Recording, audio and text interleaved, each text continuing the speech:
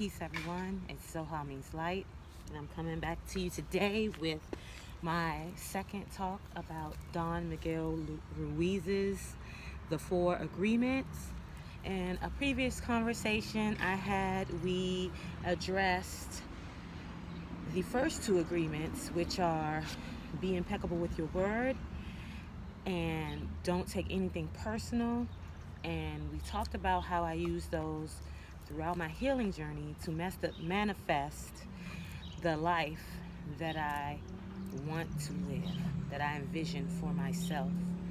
And yes, I'm outside, so there's going to be some background noise. But I've been in the house for I don't remember the amount of time, just like the rest of you, and I needed some air today, and so I hope that this doesn't mess with the sound quality too much. If it does, then I probably won't post this, but if it doesn't, good air for all of us, right?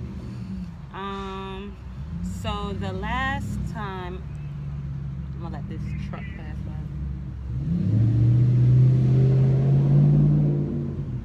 Seems to be a lot of people moving about today, which is interesting. So the last time I addressed those two agreements, and this time I want to address the final two agreements of the four agreements, which are, we're going to go one by one. Don't make assumptions and always do your best.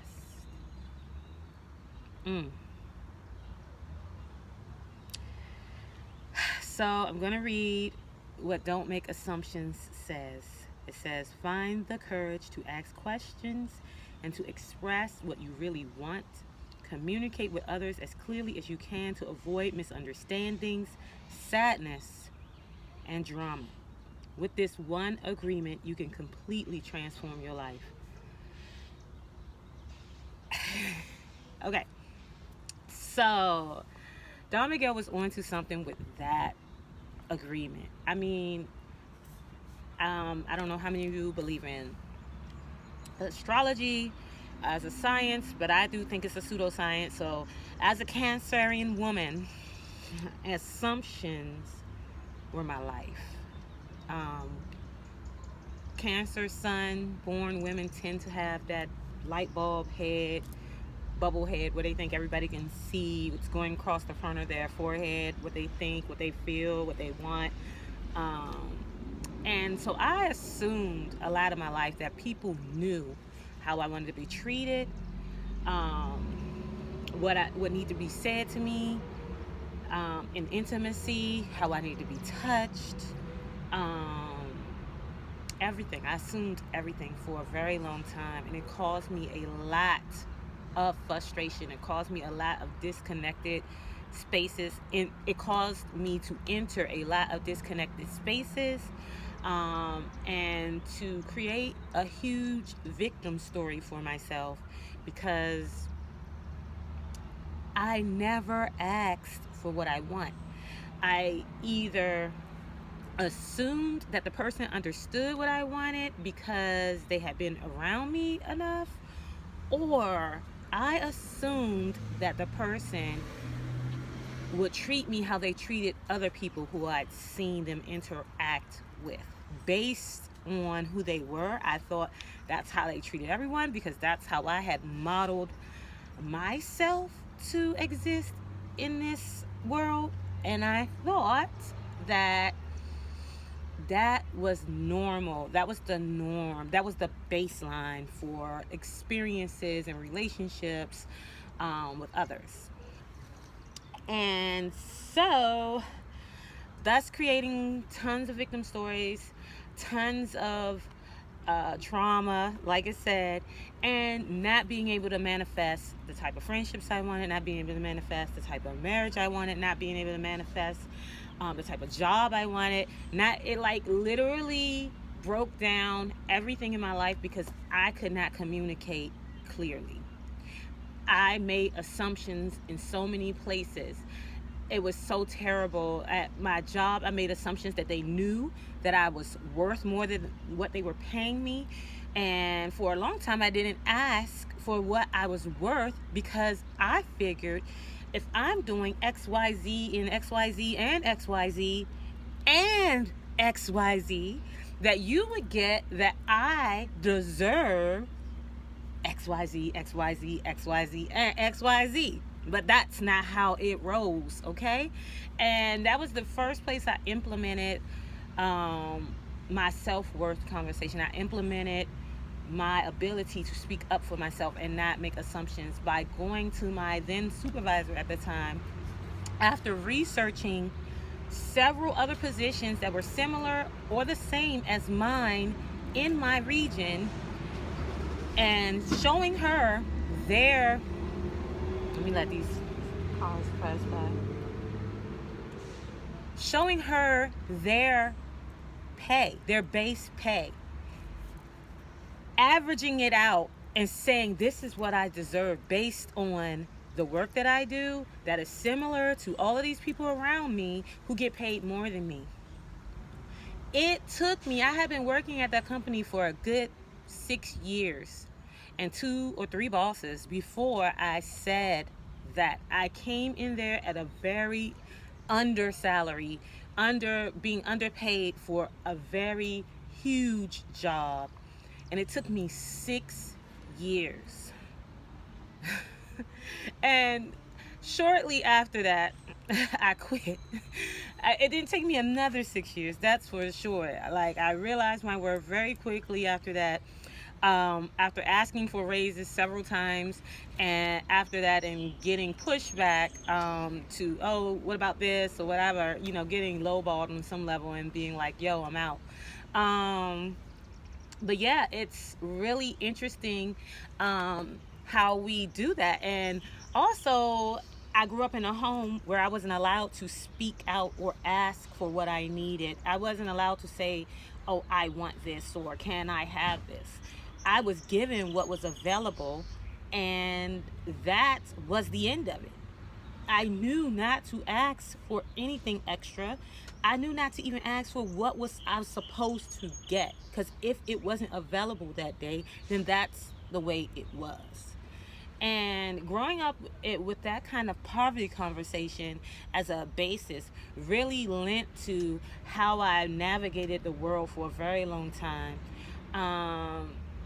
And squelching that poverty conversation, understanding my worth, learning to understand my worth, and grasping the value of what I bring to the table whenever I show up really changed the game for me, really changed how I view myself in relationship, view myself in any work situation, work partnership, or anything like that, and how I view myself in friendship and any ship.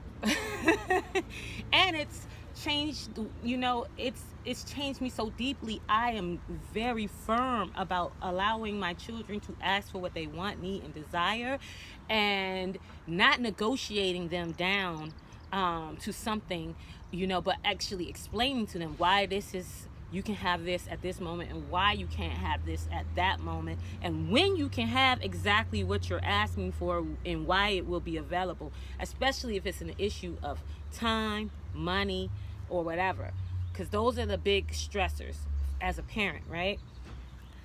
All right, so I feel like that one was pretty thorough. And then the last one is always do your best. Oh God. So I was a nerd. I don't know if you can tell by the glasses or whatever. But I was super nerd in school. Super nerd. I should have 40 degrees. That's how overly interested in school I was at a very young age, because school was a saving space. It was a safe space for me. And so I performed very highly, not only because I was naturally gifted mentally, but because I liked the attention from my teachers when I performed very highly. I don't think I got a B or a C until I was in high school, which was, you know, really took me out. And and that was because by the time I got to high school, I had been in foster care, been in group homes, and of course, for some reason, the older you get, in certain areas, the less the teachers are invested in the children. And so I didn't have that same attention that I got in elementary school, and I didn't have parental support that I would have needed. No one came to my graduations.